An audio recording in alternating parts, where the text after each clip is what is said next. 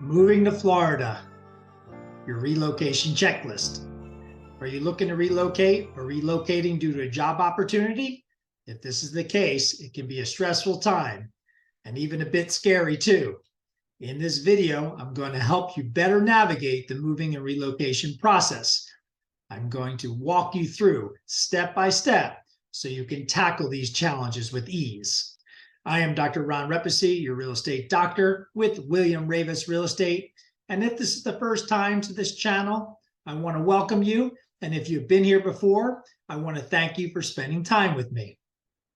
When moving to a new state, it can not only be stressful, but may I say expensive as well.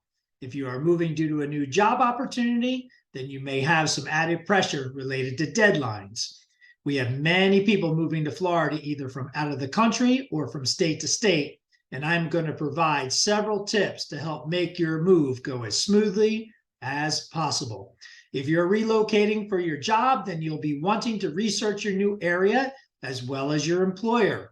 If you have accepted the job, then clearly time is of the essence. It is a good idea to confirm whether the new employer will offer relocation assistance, as this could be a nice benefit.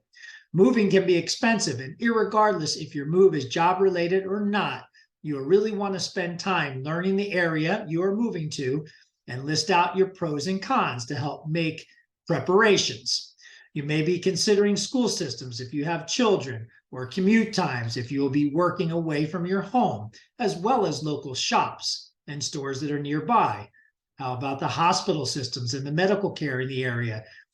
How does the medical care rank? How does the facilities around the area stack up? Is there urgent cares nearby, or animal hospitals or veterinarians if you are an animal lover? As you can see, there's a lot of things to look into, and I'm only mentioning a few right now. You may want to make a spreadsheet of the businesses, shops, and facilities that are important to you and important for you to have ease of access to. How about fitness facilities? I personally like exercise and fitness. So how about fitness facilities, golf, tennis, when it comes to not only indoor, but the outdoor activities? You can list these things out along with your pros and cons list so you can review them at your convenience and discuss them with your kids, your partner, spouse, etc. It is a good idea to visit any new area in person. And even if you've been to the area before, if it was for vacation or other reasons, you may have a totally different perspective and may not have looked at the surroundings quite the same as you may now. Remember, this is going to be your new home, and you will want to look at ways to get connected. If you are religious, that will be including looking into the local churches and Bible study groups, etc. There may also be book clubs or other events you can get involved in as ways to meet new people and get plugged in. This may make you feel more at home a lot sooner. Number two, finding that new home. Hopefully you've done your homework and decided on where you feel would be the best place to locate or the best location for you, and to do this before you actually move. One of the first decisions you will have to consider is whether to rent or buy. You may discuss this with your accountant or advisor, but for the most part, if you do not know where you actually want to live, or you feel that you may not want to live in that area for a very long time, then renting may be the way to go. On the other hand, purchasing is a huge commitment, but may make it feel more like home. Also, with purchasing, you are working toward home ownership as well. You may want to connect with the local realtor, like myself, so that you can get a better understanding what renting versus purchasing might look like, and at the same time, look into what fits best into your budget. Even if you are moving to another area of Florida, feel free to reach out to me, as we have relationships with agents all across the state. If purchasing is your choice, it may be best to take this time and spend the money to actually visit and see the property in person. Although the images and photography you see online may look really great, beware that at times these images can be deceiving. If traveling to see the property is not an option, then you can always have your realtor or your real estate advisor take you through a video walkthrough or virtual walkthrough, which may be helpful in your decision process and help to prevent some unwanted surprises. Keep in mind, that if you are planning to utilize financing, it would be best to get pre-qualified to confirm the loan you will be getting approved for is the amounts that you expected and that you are still on budget. Nowadays, it's a great idea to get a quote from homeowners insurance as well, as at the time of this video here in 2023, homeowners insurance is one of the big topics of the day.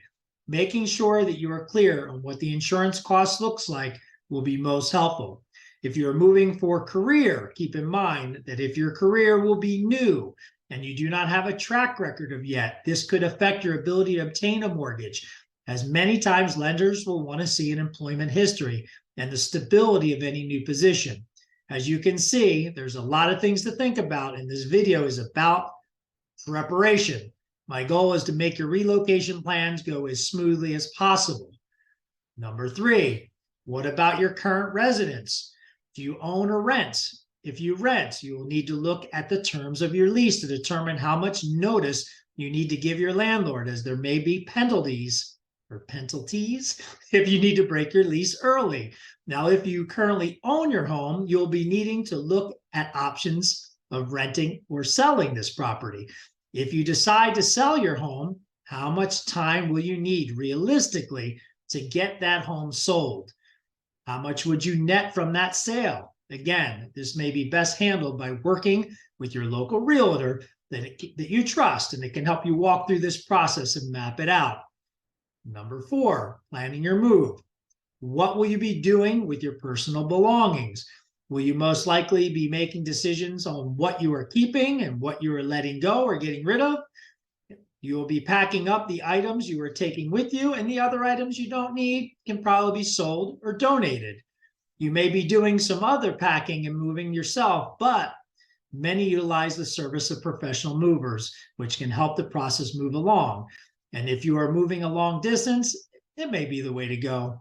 Of course, hiring a moving company comes with cost, and so getting estimates from a few companies is probably best practices. And you may want to look at the reviews and inquire, talk with people around the area that you may know for recommendations as well. If you do your move yourself, be sure to look at packing supplies, boxes, and of course the cost of the truck rental, etc. Keep in mind any vehicle that may be coming with you, meaning your own personal vehicles, and also any pets you may have, and the best way to manage them during the moving process. As you can see, there are a lot of things to go over and look into. You need to keep notes and a list, kind of list out those costs, as moving expenses can add up quickly. Keep a running calculation of your expenses so you're not losing track, or certainly not just guessing. Keep in mind that these costs may also include the cost to repair your home, along with the moving costs and any deposits that are required on the rental property or a down payment on a home purchase.